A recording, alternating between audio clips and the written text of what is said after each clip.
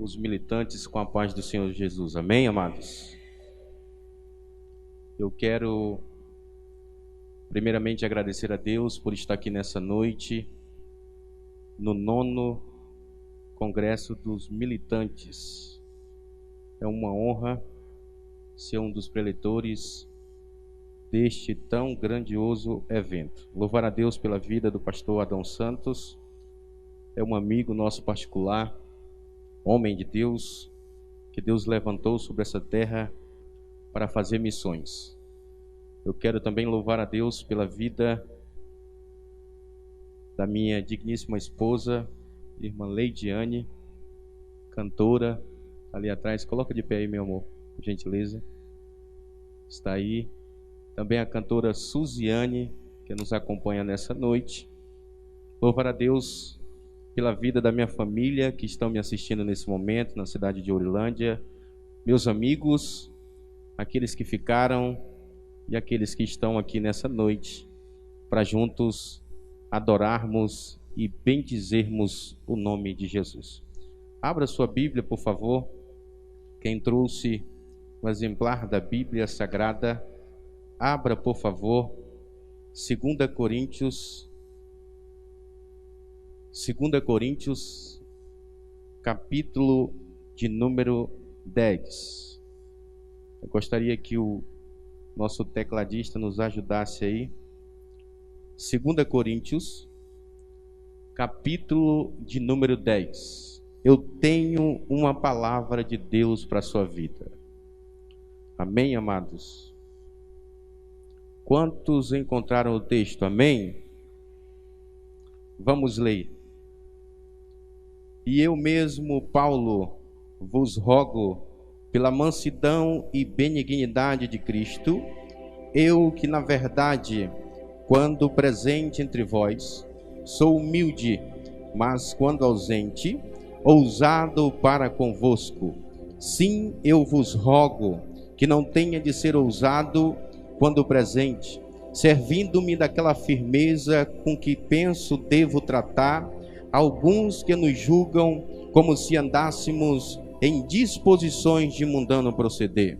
Porque, embora andando na carne, não militamos segundo a carne, porque as armas da nossa milícia não são carnais, e sim poderosas em Deus para destruir fortalezas, anulando nós sofisma e toda altivez que se levante contra o conhecimento de Deus, e levando cativo todo pensamento à obediência de Cristo.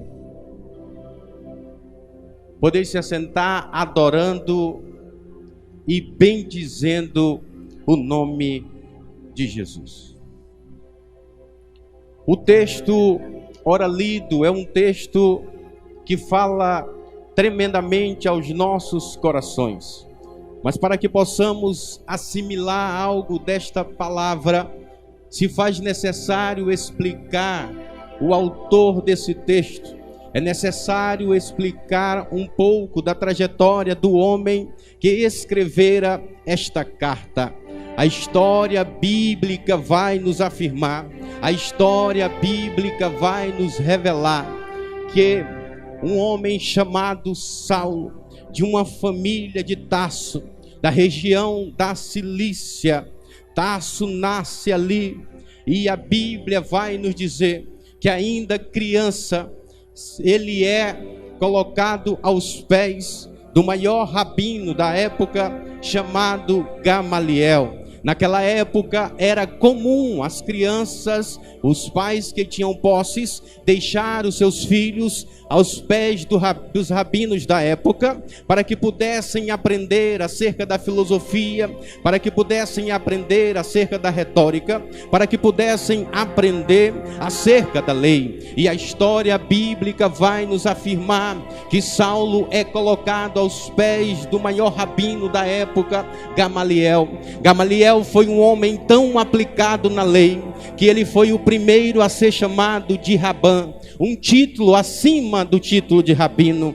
Gamaliel herdara a escola de seu avô Hilel, E é nesse contexto que Paulo é deixado pela sua família. E aí Paulo vai aprender acerca da lei judaica. Paulo vai aprender acerca de tudo aquilo que ele poderia absorver aos pés de Gamaliel. A Bíblia vai nos afirmar, a Bíblia vai nos dizer, a história bíblica nos diz que Paulo foi um aluno, Saulo foi um aluno tão aplicado, que ele foi comparado a um poço quando rebocado, que não deixa vazar uma sequer gota de água. É aí que ele está agora, aos pés do maior rabino da época, aprendendo, e o aprendizado foi tão intenso, que a Bíblia Sagrada vai nos dizer, que ele se tornou zeloso pela palavra, ele se tornou zeloso pela lei. Então agora, todos aqueles que seguiam os ensinamentos de Jesus, ou todos aqueles que seguiam os ensinamentos dos discípulos,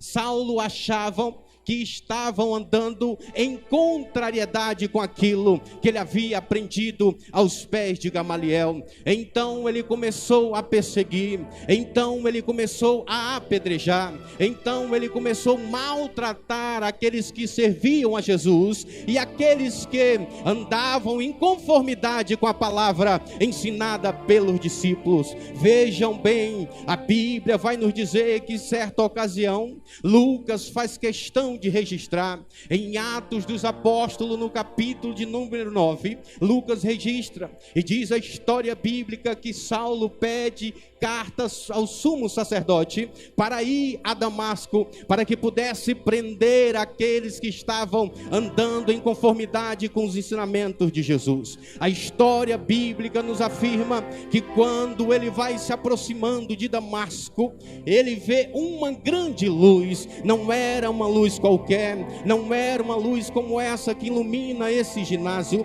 era Jesus Cristo de Nazaré. A Bíblia diz que ao avistar Jesus, Saulo, ele não ficou de pé, ele caiu prostrado em terra. A Bíblia diz que uma voz disse: Saulo, Saulo, e ele perguntou: quem és? E ele disse: eu sou Jesus, a quem tu persegue? Eu quero abrir um parênteses para deixar uma palavra para você, você que veio no Militantes nessa noite. Eu quero te dizer algo da parte de Deus: quem persegue a você, persegue a Jesus. Quem maltrata você, maltrata Jesus. Quem apedreja você, apedreja Jesus. Sabe por quê? Porque você é a noiva do Cordeiro, você é propriedade exclusiva de Jesus, e quem mexe com você, mexe com Ele. Quem maltrata você, maltrata Jesus. É por isso que Jesus disse a ele esta palavra. A Bíblia diz que ele se levantou, não podia enxergar,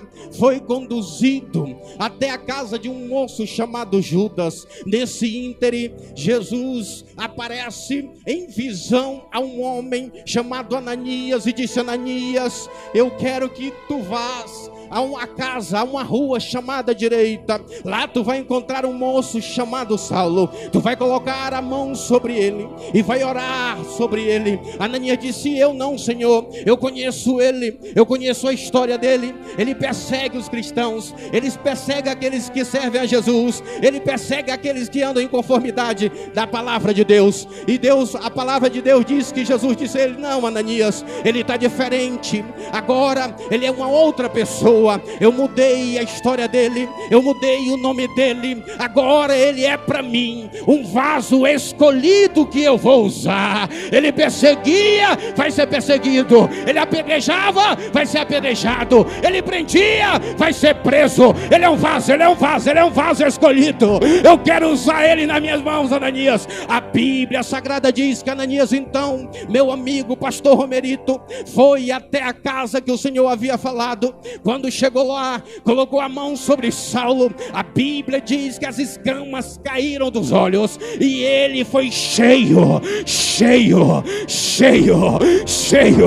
cheio da presença de Deus. A Bíblia diz que automaticamente ele foi cheio do Espírito Santo. Ali começa o ministério do maior missionário, ali começa o ministério do maior ganhador de alma, ali começa o ministério de uma bomba atômica chamada Paulo, o homem que arrebatou multidões, o homem que ganhou a Ásia sozinho, pregando a palavra, cheio da presença do Espírito de Deus. Levanta a mão que eu vou profetizar na tua vida. Você que entrou no Militantes, ei, Jesus manda eu te dizer nessa noite: você é um vaso escolhido. Só quem é vaso se coloca de pé e adora Ele.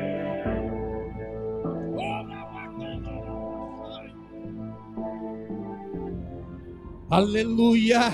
A Bíblia Sagrada nos diz, a Bíblia Sagrada nos afirma que ali começa o ministério dele. E no ano 49 ele faz a primeira viagem missionária. A Bíblia vai nos dizer que posteriormente, já aproximadamente no ano 54, ele faz a segunda viagem missionária. A Bíblia vai nos dizer que quando ele vai fazer a terceira viagem missionária, nesse íntere, ele escreve 2 cartas. Quando ele recebe notícias da casa de Cloe, a Bíblia diz que ele se preocupou com a igreja de Corinto, e ele começou a discorrer na primeira carta, no ano de 57 depois de Cristo, e ele vai discorrer acerca da sabedoria de Deus, ele vai discorrer acerca do Espírito de Deus, ele vai discorrer sobre o dom supremo, sobre o amor, ele vai discorrer sobre a ressurreição de Jesus. A Bíblia Sagrada diz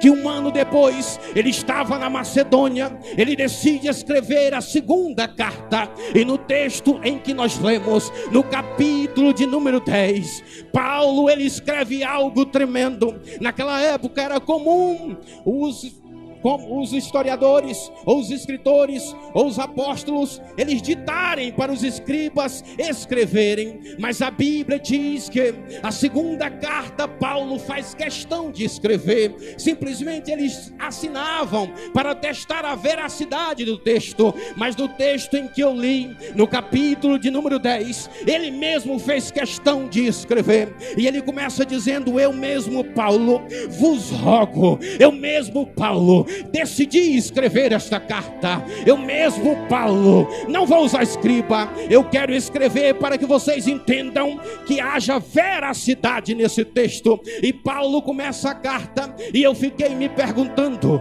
se fosse nos dias atuais, como é que nós começaríamos esse texto? Se fosse nos dias atuais, tinham muitos pregadores que iriam começar o texto assim: eu, fulano de tal, estudei na escola teológica de Gamaliel, eu, fulano de tal, doutor em teologia, eu, fulano de tal, mestre em hermenêutica, eu, fulano de tal, o grande exegeta. Mas não foi assim que ele começou a carta. Ele disse: eu, Paulo, vos rogo pela mansidão e pela benignidade que há em Cristo Jesus, que há em Cristo Jesus. Levanta a mão, eu tenho uma palavra. Ei, mudam-se os tempos, mudam-se as estações, mudam-se os dias, mudam-se os monarcas, mudam-se os governos, mas o modelo de quem quer ir para o céu ainda é o mesmo. O modelo de quem quer ter uma vida pautada na palavra ainda é o mesmo. O modelo de quem quer ser cheio do Espírito Santo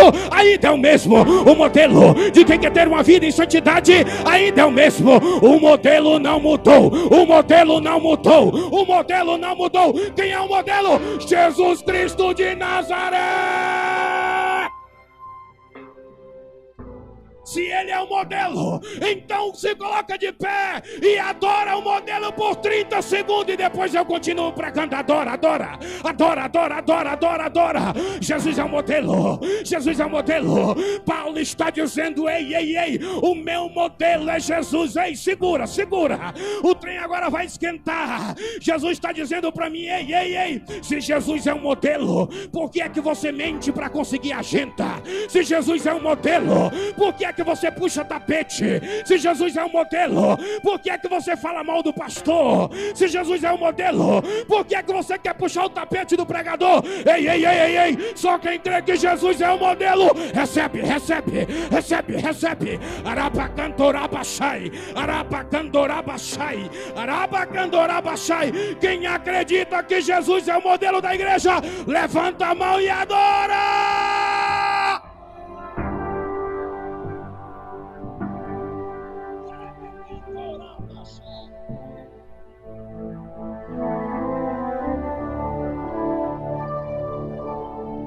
Paulo decide escrever o texto porque havia alguns mestres na igreja de Corinto que contestavam a autoridade de Paulo. Havia alguns doutores que haviam saído de Jerusalém e chegado na igreja de Corinto e diziam que Paulo era ousado só quando estava distante da igreja. Paulo era ousado só quando estava com a caneta e com o papel na mão. E Paulo vai dizer: eu rogo a Deus para que eu não tenha com vocês, para que eu use dessa ousadia que eu tenho, para que eu use dessa autoridade que eu tenho. E Paulo vai dizer: porque embora eu ande na carne, eu não milito segundo a carne. Sabe o que Paulo estava dizendo? Embora vocês digam que eu milito segundo a carne, eu não milito, eu ando. Eu vou explicar para você. Paulo estava dizendo: embora eu precise comer, embora eu precise me vestir, embora eu precise beber, mas eu não milito segundo essa carne. Jesus, ele mudou a minha história. Jesus, ele mudou a minha trajetória quando ele me encontrou a caminho de Damasco. Eu não milito segundo essa carne, porque as armas da minha milícia, elas não são carnais. Sabe o que Paulo está dizendo? Paulo está falando de uma batalha espiritual. Paulo está dizendo: quando eu não conhecia Jesus, eu pegava pau, eu batia, eu pegava algemas e prendia, eu usava armas carnais. Agora não, eu conheci Jesus, as minhas armas agora são outra. A minha arma agora é a palavra, a minha arma agora é o amor, a minha arma agora é a fidelidade. Eu não uso mais as armas da carne.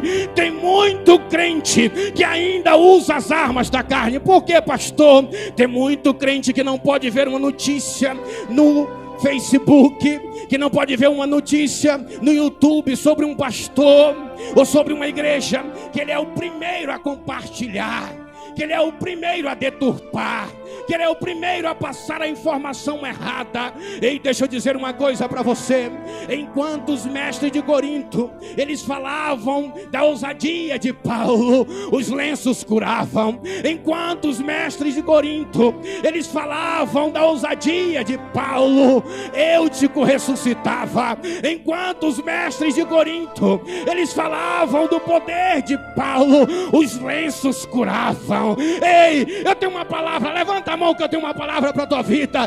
Enquanto tiverem deturpando o teu ministério, deturpando a tua chamada, deturpando a tua jornada na terra, vai ter milagre acontecendo, vai ter milagre acontecendo, vai ter milagre acontecendo. Se você crê, levanta a mão para adorar.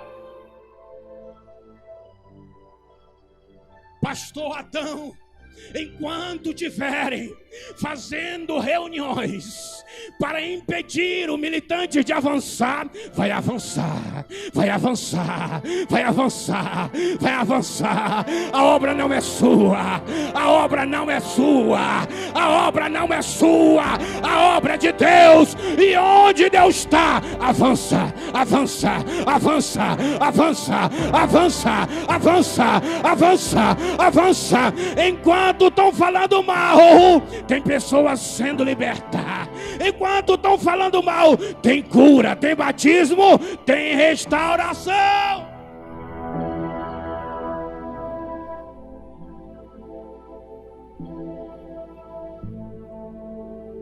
Não militamos. Paulo está falando de uma guerra. E não é uma guerra com tanques, com armas. Paulo está falando de uma guerra no campo da mente. É algo tremendo. É algo tremendo que Paulo está deixando aqui. Paulo está falando sobre uma guerra no campo da mente.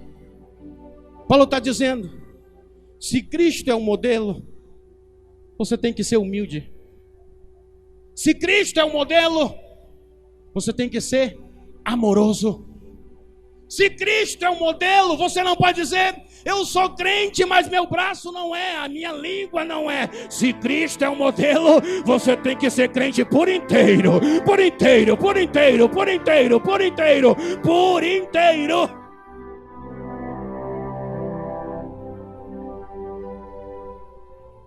Eu vou correr devido ao tempo. Paulo diz assim, ó: as nossas armas não são carnais, e sim poderosas em Deus. Você vai repetir comigo: poderosas em? Poderosas em?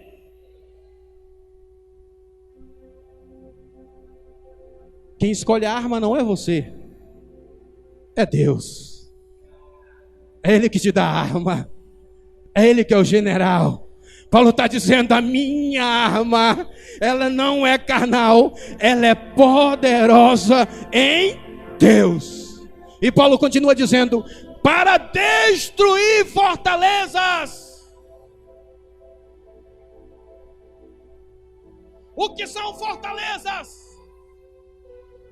São muros que Satanás cria, constrói, para nos impedir de ouvir a voz de Deus.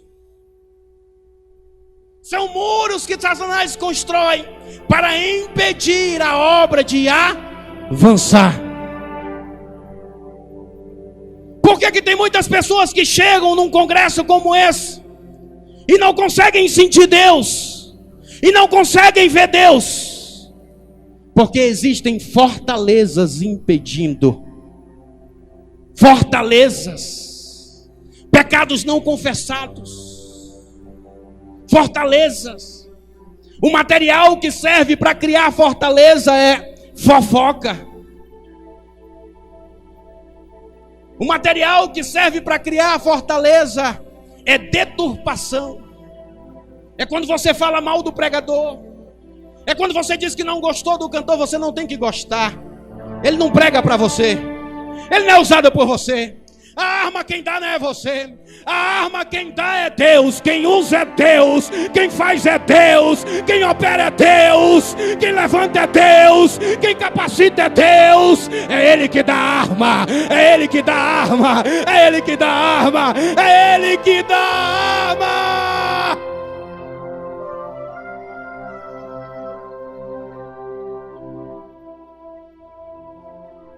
E nós estamos perdendo.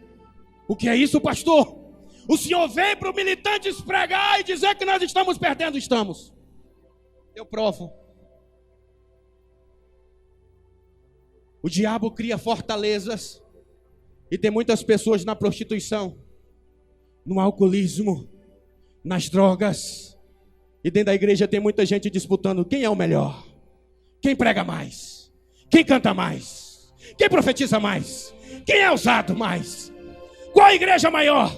Qual o ministério maior? O meu é maior, o teu é maior. Ninguém é maior, só quem é grande é Ele, é Ele, é Ele, é Ele, é Ele. Ei, ei, ei, abre o olho, abre o olho. Ei, ei, ei, ei, as nossas armas não são carnais, elas são poderosas em Deus. E se você crê nisso, levanta desse banco e adora Ele por 30 segundos.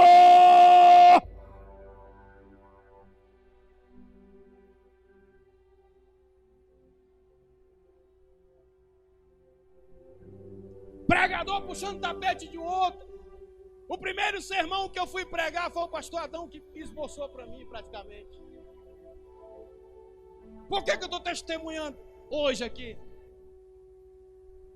Para dizer para você que não vale a pena fazer isso. Se você puder ajudar, ajude. Um dia eu fui pregar num congresso em Araguaína e eu liguei para ele, ele me atendeu, passou 1 hora no telefone comigo. 1 hora no telefone comigo, me ajudando. Olha, Wagner, é assim, pastor, isso aqui. Ele disse, é assim, homem de Deus, é assim. 1 hora me ensinando, usando as armas que Deus tinha dado para ele, e dizendo, vai em frente meu filho, vai em frente meu filho, vai em frente meu filho, ei, não precisa usar armas carnais, Deus está entregando armas nessa noite, armas do céu para você.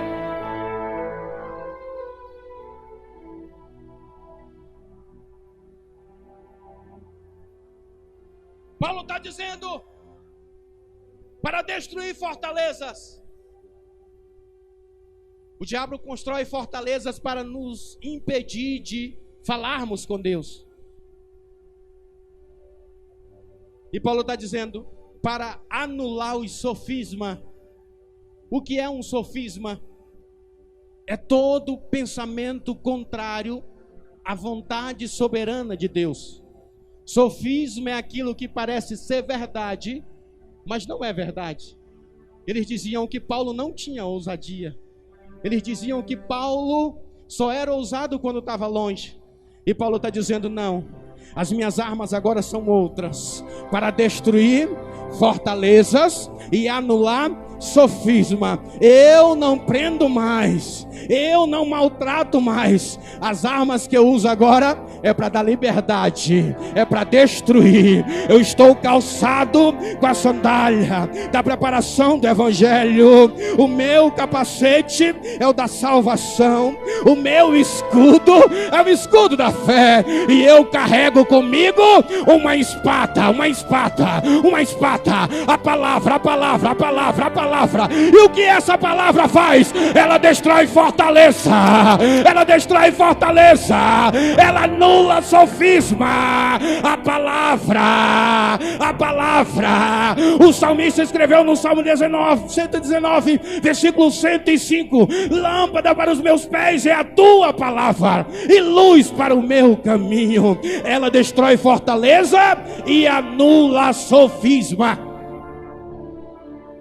Eu já vou concluir dizendo quais são os principais sofismas. Um dos grandes sofismas: o céu não existe. Aí Paulo diz assim: eu conheço um homem, não sei se no corpo ou fora dele, foi ao terceiro céu e ouviu palavras inefáveis da boca de Deus, que não são lícitas de dizer aos homens.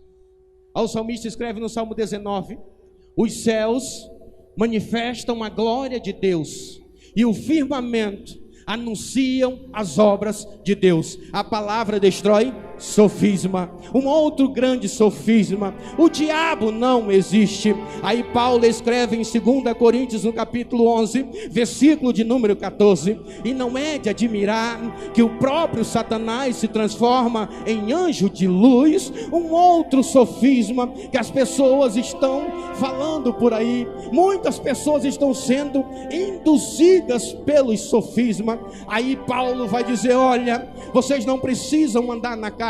Paulo vai dizer à igreja de Roma, no capítulo 8, no versículo 13, ele disse: se nós andarmos mediante a carne, nós vamos morrer, mas se pelo Espírito Santo nós andarmos, jamais morreremos, nós vamos viver. Aí Paulo escreve na igreja, Paulo escreve a carta à igreja da Galácia, Gálatas capítulo 5, versículo 16, Paulo diz: eu digo, porém, andai em espírito e jamais cumprireis a cobiça da carne. Se coloque de pé para adorar a Deus. Se coloque de pé para adorar a Deus. Eu já estou concluindo. Deixa eu te dizer uma coisa: nós somos chamados para destruir fortaleza e anular sofisma. A Bíblia diz em Lucas, no capítulo de número 8, que Jesus encontra um moço em Gadara. A Bíblia diz que aquele moço estava preso. A Bíblia diz que aquele moço estava nu. A Bíblia diz que aquele moço estava descalço. Mas quando Jesus apareceu, a Bíblia diz que Jesus vai devolver algo incrível para aquele moço. A Bíblia diz que Jesus devolve. A Bíblia diz que Jesus dá liberdade a ele. A Bíblia diz que Jesus dá àquele moço calçados novos. A Bíblia diz que Jesus dá àquele moço algo tremendo. Jesus dá família para ele. Sabe por quê? Porque as fortalezas foram destruídas. Quem crê nessa palavra, levanta a mão para adorar o nome de Jesus.